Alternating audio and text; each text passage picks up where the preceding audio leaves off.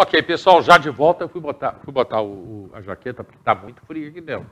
Comecei a sentir frio, aí fui me agasalhar. Ô, Alexandre, por que os artistas, os intelectuais, lógico, intelectual, eles estão assim, acima da média em instrução e tudo, por que eles têm uma tendência à esquerda?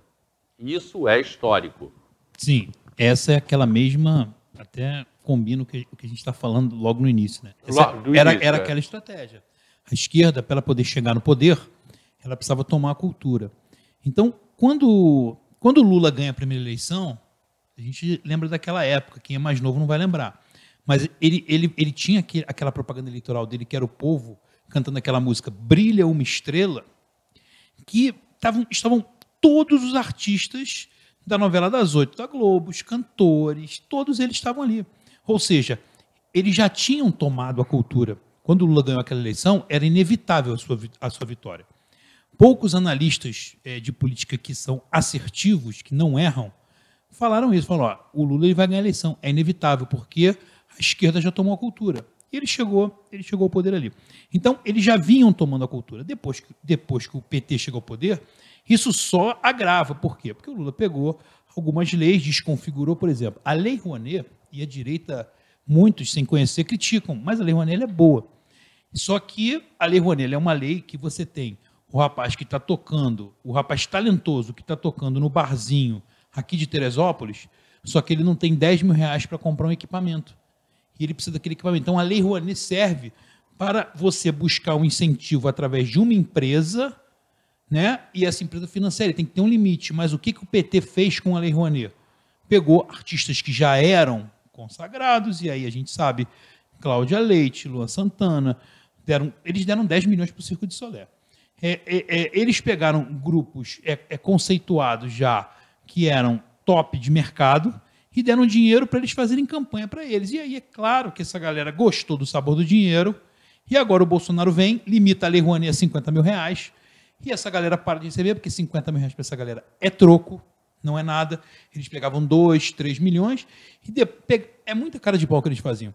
Eles pegavam 2, 3 milhões de um incentivo tributário e depois compravam 300 reais no ingresso de um show. Então, assim, quem concorda com isso? Alguém concorda? Você pode gostar... Eu gosto da música do Luan Santana. Agora, eu não concordo que o Luan Santana pegue milhões na Lei Rouanet e depois me cobre, se eu quiser ir no show dele, 300, 400 reais. Discordo. Então, a questão da Lei Rouanet foi uma coisa que incomodou muito a forma que ele fez, com que era feito, né, pelo PT. Agora, os artistas estão querendo voltar àquele tempo. Tem uma artista muito conhecida aí, o nome dela é Maria Flor, né? Ela tá com o Bolsonaro e tal. Viram que ela tinha uma produtora que já recebeu mais de 10 milhões na época do PT. Ou seja, a produtora dela, de repente, agora não está conseguindo ter a rentabilidade que tinha antes, ela quer isso de volta. E a gente tem que entender que a maioria da população é natural o incentivo público a programas culturais, eu acho que isso é histórico, isso é natural. Agora, que seja feita com um padrão que você atenda a todos, inclusive aquele talentoso que você tem no Brasil, muita gente com talento que não consegue chegar a brilhar, e aí a mídia produz uma série de artistas que não são bons. Definir o que é cultura também é fundamental. Eles querem definir o que é cultura. Né? Por exemplo, vamos dar um exemplo aqui. Por que o Pablo Vittar é considerado um cantor tão bom? Ele canta tão bem? Ou será que ele representa um movimento? Ele canta tão bem ou ele representa um movimento? E ele representa um movimento.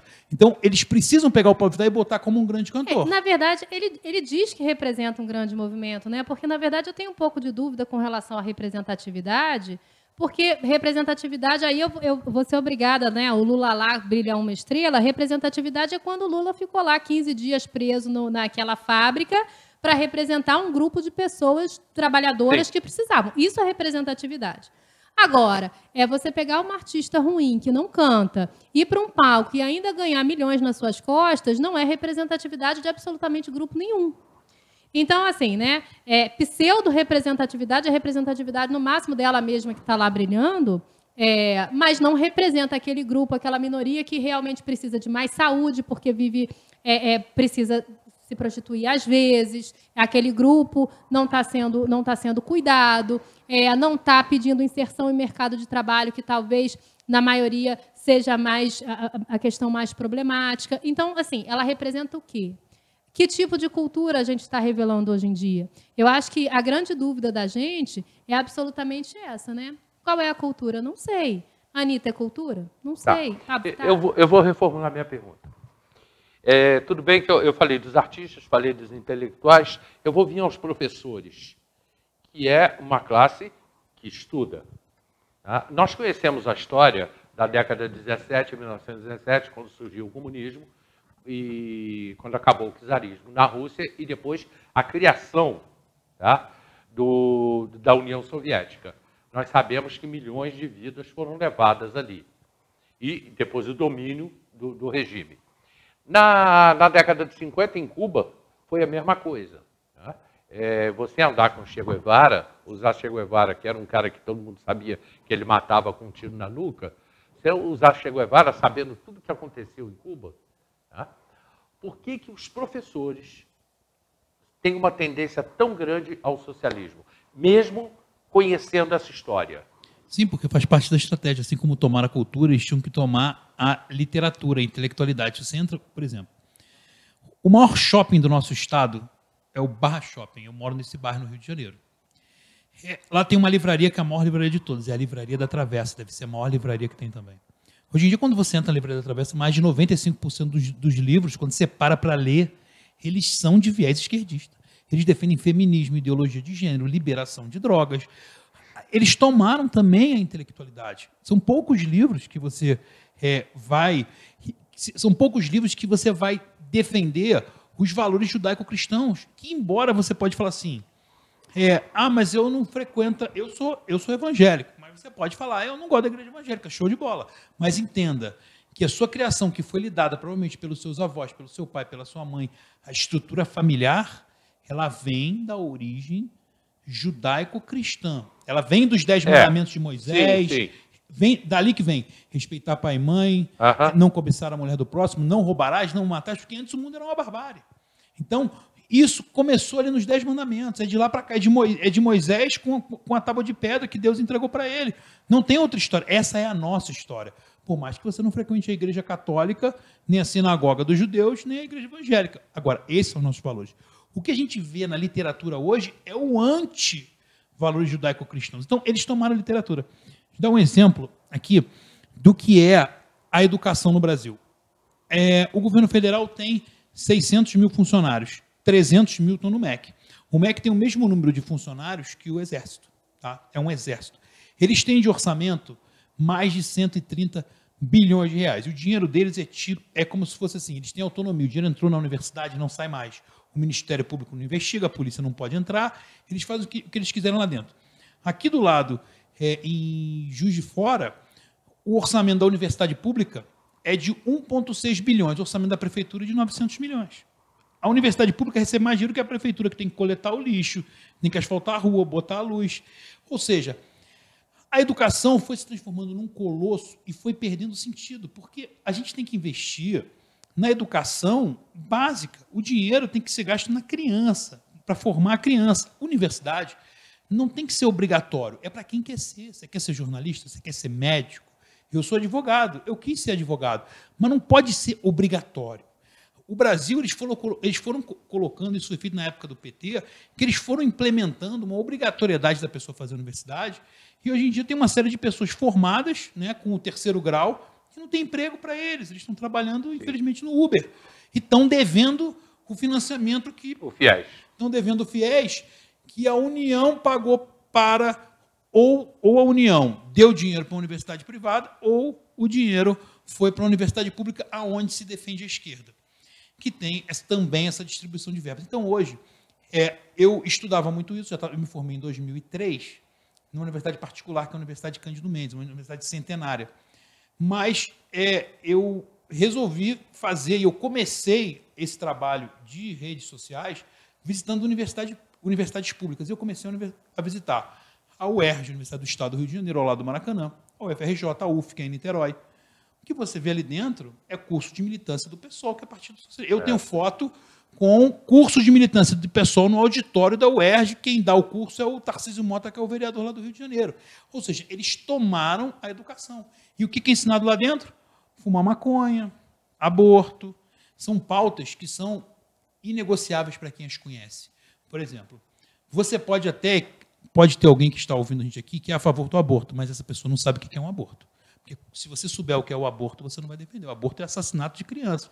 Quando eu era jovem e desconhecia, também achava que o aborto poderia ser algo normal. Mas quando eu fui ver o que era o aborto, eu falei, é impossível você defender essa pauta. Mas essa pauta, através de movimentos feministas que querem falar que eles estão enaltecendo a independência da mulher, que não estão, eles estão destruindo a vida da mulher falando nisso, porque eles falam assim, não, você engravidou, meu corpo, minhas regras, essa é a ideologia, aborta, sim e tal. Depois a mulher faz o aborto, vai ter depressão, vai ter problemas psicológicos, às vezes não vai conseguir engravidar de novo e vai carregar aquele problema para o resto da vida dela.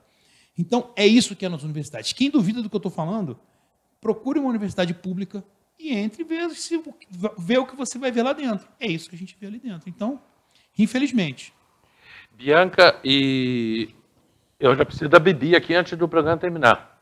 Tá? Aliás, ao contrário, eu preciso da Bianca antes do programa terminar. Eu tenho aqui algumas perguntas, só que a gente tem que ser rápido, meu tempo está esgotando. O Claudinei pergunta se você virá a candidata a deputado estadual. Não, a princípio não. Eliane Porto da Silva, Bibi, como você vê a questão da divisão das pessoas em grupos? O que você acha das marchas contra e pró-Bolsonaro? Rapidíssimo, assim, eu realmente não gosto da divisão das pessoas em grupo. Eu acho que o ser humano precisa ser levado a respeitar o outro, independente das escolhas de cada um, né? Ou não das escolhas, mas da orientação, de como a pessoa nasceu, enfim, seja lá como queiram interpretar, ou como se é o correto interpretar, o importante é o respeito. E a segunda questão, qual é, Hélio? Sobre o que eu acho marcha pró e contra. Então, eu pessoalmente não gosto nem de contra nem de a favor. Primeiro porque eu acho que está enaltecendo muito mais um movimento eleitoral para 22. Eu acho que quem já está no poder já está lá e democraticamente eleito, portanto, na verdade, não precisa incentivar que as pessoas vão para a rua e, na verdade, não lutar pelo Brasil, mas lutar contra um outro grupo, né? Uhum. E aí acaba essa barbárie que a gente vê dos grupos prós e contras quase que todo final de semana, sem necessariamente lutar pelo que é importante. É como o Alexandre falou, né? No tempo que a gente está lá enaltecendo quem já foi democraticamente eleito, ou então apedrejando quem foi democraticamente eleito, se esses mesmos grupos fossem para a rua para perguntar à esfera municipal, estadual e nacional por que as coisas não estão melhores do que estão hoje, por que está se pagando gás caro, por que está se pagando gasolina cara, por que não está se comendo tão bem, eu acho que a gente ganharia mais como nação. Ainda para você, Bibi, como você precisa ir mais ao programa do Hélio para falar de notícias gerais, comentar os fatos de nossa cidade. Antonielli, ela não vem porque não quer, tá? Ela não vem porque não quer. Eu adoro vir aqui, para mim é um prazer enorme. Eu adoro falar de ônibus, mas adoro falar de notícias gerais. Política sempre vai ser uma paixão na minha vida. Enfim, então estamos aí. Amanda Soares perguntando, Alexandre, o que você acha que acontecerá na eleição de 2022 para a presidência? Você viu que o Datena vai vir candidato a presidente? Nem sabia disso. O Datena também não sabia, novidade. O Bivar assinou hoje o PSL, gente. O Bivar assinou hoje dizendo que o PSL tem prazer em apoiar o Datena para presidente. Então, Pelo PSL? Pelo PSL, quase morri. Assim, eu não consigo ver a tal da terceira via com alguma possibilidade de vitória. Eu só vejo realmente, vamos falar de política sem ter lado, eu só vejo a chance do Bolsonaro ou do Lula. Não vejo uma chance de outro ganhar essa eleição, entendeu? Só vejo dos dois. E eu vejo, qual é a chance que eu vejo do Lula? Eu não confio na urna eletrônica, entendeu? Não confio nas urnas eletrônicas. Então, é um problema sério. É o Brasil e mais 2 países que são feitas as urnas eletrônicas. A urna eletrônica é um problema gravíssimo, ninguém sabe como se você vai auditar aquilo é complicado. Eu acho que no voto, num segundo turno entre o Bolsonaro e o Lula, o Bolsonaro ganha com aproximadamente aí uns 65% dos votos. Eu acredito no segundo turno, quando você tem a migração do antipetismo para o lado do Bolsonaro. Então, eu acredito nisso. Eu não acredito Datena, Danilo Gentili, Sérgio Moro. E Eduardo Leite vindo aí nessa terceira via, sendo fabricado quase que pela Globo, né? Existe uma outra estratégia utilizada pela esquerda que se chama estratégia das tesouras, né? Você tem 2 candidatos com o mesmo viés ideológico, um mais radical e um mais moderado. Eles fingem a oposição para atrair os holofotes para ele, para tirar os outros. Então, eles vão fingir uma oposição que nem você tinha antigamente, quando você tinha o Fernando Henrique e o Lula. O Fernando Henrique, o PSDB, ele era uma esquerda mais moderada, e o PT uma esquerda mais radical. Eles tiravam o outro do debate, você não tinha candidatos de direita, e quem você votasse ali, você caía na esquerda. É o que eles estão tentando fazer, mas não vai emplacar, nem isso vai emplacar. Também acho que não. Bianca, eu te acompanho nas redes sociais. Como você vê o futuro do transporte na cidade? No país em que hoje já estamos falando no geral. Eu vou aproveitar essa pergunta do Igor. Hoje pela manhã, agora eu preciso conversar agora com a Bianca. Hoje pela manhã a gente fez mais uma entrega. Gilberto, a gente já tem aí umas fotos que eu te mandei hoje e um filme rapidinho que eu fiz, tá? Um vídeo. Hoje, a aviação hoje de manhã fez mais uma entrega mais uma doação de roupas. Agasalho. A campanha do agasalho hoje foi na creche da Coreia. A gente teve muito prazer em entregar. Eu vou pedir encarecidamente para vocês, a gente quer fazer mais uma ou duas entregas. Está um frio danado, que deve persistir até meados de agosto. A gente vai estudando isso muito a miúdo, até para ver até que ponto a gente emenda a campanha. Então, peço a você, ou deixa no ônibus, ou deixa lá com a Bibia, na Manuel José Lebrão, 1520, na sede da Aviação Dedo de Deus.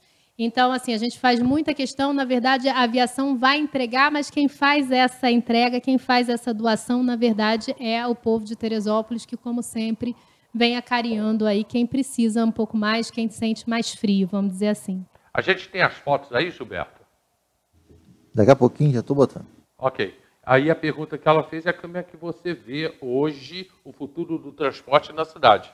Então, o transporte público, na verdade, a gente sabe como ele precisa de cuidados, ele, como eu gosto de dizer, eu vou falar até na cidade, no estado e no país, eu acho que assim, as empresas de transporte público como um todo, Viação São Pedro fechou, a Estrela fechou, tantas outras, porque isso significa dizer que a gente passa por um novo momento. O momento de antes eram as empresas de transporte muito fortes e hoje, com o advento da pandemia, onde diminuiu muito o número de passageiros e na verdade, outras questões aconteceram e que a gente precisa entender um pouco mais que é uma empresa que precisa de cuidados.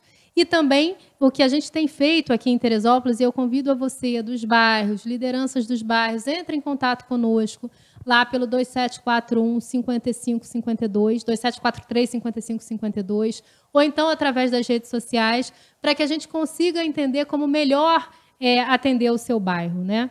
Isso é fundamental, essa proximidade. As empresas de transporte público como um todo vêm apostando na comunicação entre as localidades, para que a gente possa realmente fazer com que essa interação agrade quem a gente precisa agradar, que é o passageiro, que é o cliente, que é essa pessoa que usa o transporte público coletivo, que eu gosto sempre de dizer, de relembrar que é um direito social do cidadão. É o único transporte democrático. Alexandre, eu quero agradecer a sua participação e já te convidar, cara, porque eu acho que a gente pode ir muito mais longe nesse bate-papo. Estão chegando aqui as fotos. Hoje na creche, Bianca, pode falar das fotos, já estão aí. Hoje foi na creche da Coreia, né? A gente agradece muito a recepção que a gente teve. Foram 6 sacolas, né? E a gente pede muito que essa doação ela continue para que a gente possa... A gente está pensando em ir no Fischer na próxima vez, a gente está pensando em ir a outras, a entender aqui, através do seu programa, quais as outras instituições que realmente precisam para que a gente possa estar fazendo essa entrega aí. Que, na verdade, a Aviação Dedo de Deus faz a entrega, mas quem faz a doação é o povo de Teresópolis. Isso é super importante dizer. E o quanto a gente agradece por estar podendo fazer essa entrega por você. Alexandre, muito obrigado pela sua participação e fica aqui um convite para você voltar para a gente poder levar esse papo mais à frente. Eu que agradeço, é um prazer estar aqui, parabéns pelo programa, muito legal. Agradecer também a Bibi, né? Quem estava aqui hoje com a gente, agradecer a esse debate. É importante, quem quiser acompanhar, entra nas nossas redes sociais, o Instagram, Facebook ou Twitter, Política 2_BR. E sempre que eu puder, eu vou vir mais algumas vezes. É um debate importante. Ano que vem é um ano eleitoral e a gente precisa, de fato, o Brasil, sem dúvida, precisa avançar. Então é importante esse debate. Bibi, no programa de ontem, eu conversei aqui com 2 pessoas Dois professores, o Rodrigo Cossenza. Cossenza, gosto muito dele. E o professor Valdir, que eu conheci ontem. Esse eu não conheço talvez você não o conheça ainda. Ele está reescrevendo a história de Teresópolis. Que bacana. Por quê? Porque a gente fala em Jorge Marchi como fundador da cidade. E ele fala, só que não foi Jorge Marchi. Foram os índios, os negros, os empregados, foi a classe que estava ali, esses é que criaram uma Teresópolis. E uma outra coisa que ele deixou aqui, e eu quero trazer esse debate para você, é que ele diz que Teresópolis não é uma cidade conservadora. Teresópolis foi uma cidade conservadora, mas que não é mais. Eu acho que, como eu pessoalmente não concordo totalmente. Eu acho que eu vou pegar até o meu amigo Cossenza para colocar o seguinte. E eu vou mandar um abraço para o Rodrigo Kloblis, que está lá no Por Teresópolis. Eu acho que a esquerda, eu vou chamar de diversidade, apenas por ser um pouco diferente da questão de uma cidade conservadora, vem tomando seu espaço. Vem abrilhantando e agigantando. Eu só acredito, né, numa cidade, num país que consegue conviver com aquele que é diferente. Debater com igual é muito fácil, né? É como aquele debate de mulher que a gente chama assim, vamos debater aqui só mulher. Eu falo, eu não, eu quero debater com homem. Porque é a partir daí que a gente cresce. É na diferença que a gente vê o quanto a gente é capaz ou não. Então, eu realmente acho que a esquerda vem tomando o seu espaço de maneira brilhante. Entregaram lá na Câmara outro dia, eu vi que há uma questão das construções e tal. Mas eu acho ainda que a cidade e o país como um todo, ele é conservador. E precisa ser. Tudo precisa partir de uma base. Se você não tem um norte, é muito difícil caminhar. E isso não quer dizer que você separe o que você não gosta daquele que saiu daquela base. O que eu fiz agora foi provocar a tua vinda aqui. Eu venho sim. Porque eu não tenho mais tempo para continuar com esse assunto, né? Mas eu já deixo o gancho aqui. Teresópolis é ou não, continua ou não sendo uma cidade conservadora. E para o Alexandre, para que você volte aqui. A gente falou disso, né? Eu não sei se a Bianca já estava aqui, sobre o Brasil conservador. Né? E você falou que acha muito difícil um socialismo tomar conta do Brasil, por ele ainda ser conservador. Eu coloquei o ainda. Né? Sim, um socialismo pela força, né? O socialismo pela cultura, eu acho que essa tomada de poder também é avançada. É através da cultura, quando a gente vê esses ídolos que a gente tem hoje, como é o caso da Anitta, do Pablo Vittar. Agora, para responder essa pergunta, a gente tem que entender o que é o conservadorismo. E aí, às vezes, pessoas que falam que eu não sou conservador, eu falo assim, eu sou conservador. Eu acho que isso vai acontecer com muita gente, com a maioria. Então, vamos levar isso para um próximo programa. Muito obrigado a todos vocês que me acompanharam. Amanhã, Luiz Ribeiro vai estar aqui no programa. Doutor Luiz Ribeiro vai estar aqui amanhã fazendo um bate-papo com a gente. Ele ainda vai falar sobre o Covid, sobre a pandemia, lógico, e vamos falar também sobre os 130 anos de Teresópolis. 130 anos de emancipação, né? Muito obrigado a todos vocês e até o programa de amanhã. Tchau!